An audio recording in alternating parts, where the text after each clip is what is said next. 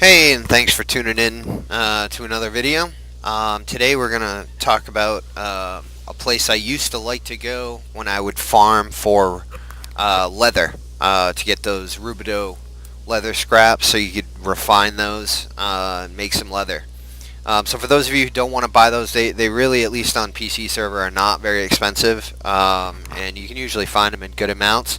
But if you choose to go out there and farm them on yourself, this was a spot I farmed all the stuff when I was making my first set of Hundigs. So let me show you where I am. I'm in Orsinium. There are two spots that are pretty good. I might do a video on the other one, depending. We'll see. Well, one of those is down here, which is Nicolvara's Kennel. That has a lot of the Durogs, the dogs that you can go in there and farm.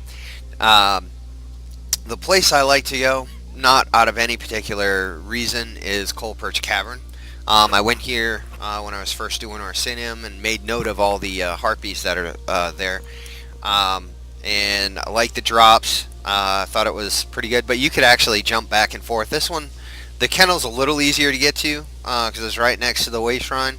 This one's a little bit of a hike, but it's not too bad. So let's take a quick look. I'll show you the spot that I tend to go to when I'm coming just to specifically farm. Key thing whenever you're doing these delves, especially players who are just getting going, make sure you always look for urns and backpacks.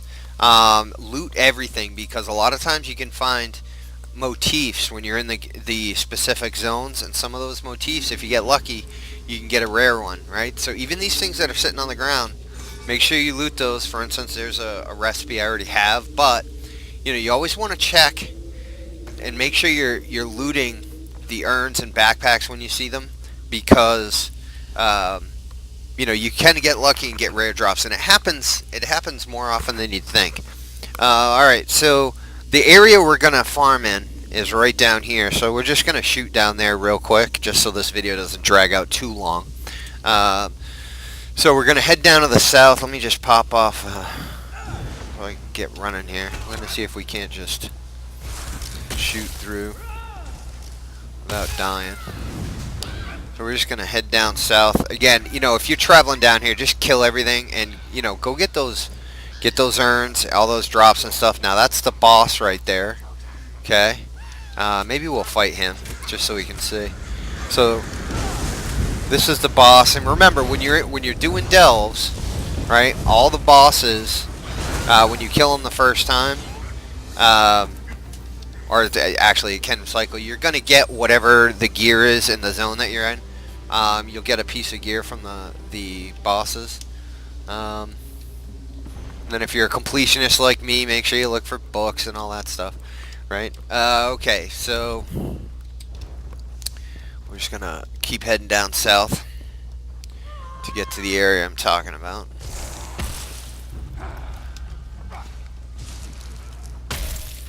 Okay, so this is the area I'm talking about, and it doesn't matter.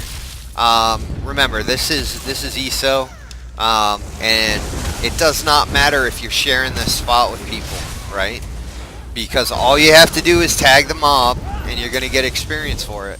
That's the great thing. There's no competition for mobs. You should never, when you're playing this game, be afraid of helping somebody out, even if obviously they don't need it.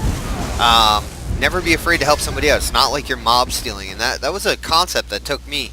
See, like this guy's doing the same thing, right? He brought a bunch in. He's sharing. If I had known he was even here, I would have waited and brought those bunch I just killed to him. This is the key, the great thing about farming in ESO as opposed to others is, you do not have to worry about stealing mobs from people, right? Because it just doesn't work like that. Right. So actually, this can work out to be a pretty good experience farm, as well as the leather. So you spend a good amount of time in here, and there's a nice little circuit out and back. But basically what you're doing here is you're going to stay around this area, come up in here, And then if you want to go kill the boss, he's up in this area, right? So come up in here, kill him, and then come back down. It does not take a long time for these mobs to respawn, and you will find harpies and things up there. You come back down, and it's not going to be very long at all. So similar to some of the other grinds that you may find there, if you happen to notice someone is there, ask them to group up. Maybe strike up a conversation. Hey, you farming this place for experience? If they are, hey, you mind if we group? That way you stay together. You're gonna share in the experience. And if you're not, just follow the person around, right? Be courteous when you drag him back to him if he's not too far away, him or her. Give them the opportunity to tag those mobs as well. Let them know that you're not out there trying to step in on a spot.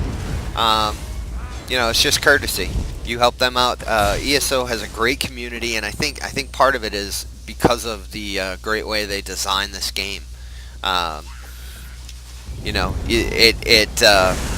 does not. The design of it doesn't make it such that you have to steal things. I mean, to a certain degree, when you're out there farming resource nodes, it can get a little you versus me, but even then, I found that most people practice a good amount of etiquette. There are pretty much 3 rules when you're farming resource nodes, which is basically, if somebody's standing there, you don't steal the node from them. If someone's fighting a mob near a resource node, you don't steal the mob from them, or the resource node from them. So, alright, so you see right here, they've all pretty much popped. I don't like doing what I'm doing right here, generally, just because it makes it so that I've killed everything in the room all at once, and once they're dead, they're all going to respawn at the same time. I like to keep a cycle going because that way it doesn't get too boring. So I will tend to, I've seen people do Skyreach runs, and, out in Spellscar they go, and they'll just drag everything in the area around with them. I just don't see it as that urgent, and I don't see you gaining a whole lot more experience if you do it that way, as opposed to just crawling the room one mob at a time or one grouping at a time. I just don't see it as being any more efficient with you waiting. In this case, we could run down the hall, but once you get a good cycle going, it's not really going to matter, and the gains aren't going to be all that. That's just me. Feel free to tweak it the way you want. Okay, so I'll just kill this last batch up. We'll just show you one more time where we are. So again, this is so you can farm for some leather. It's a pretty decent experience grind as well. So we'll just take a look, see what we got for leather during this run. We got 41 leather. So I might have had 5 or 10, but it was under that. So it's a pretty good way to get leather. We've been here about 10 minutes, so you can get a stack 200 in no time at all, and you're going to get a few levels in the process. Hope you enjoyed this one. Thanks, and subscribe, like, comment if you have something you want to see, or you have an idea, or you want to see how someone else does something that you do every day in the game. Maybe they have a different approach. I'd love to show that to you. Thanks again for watching.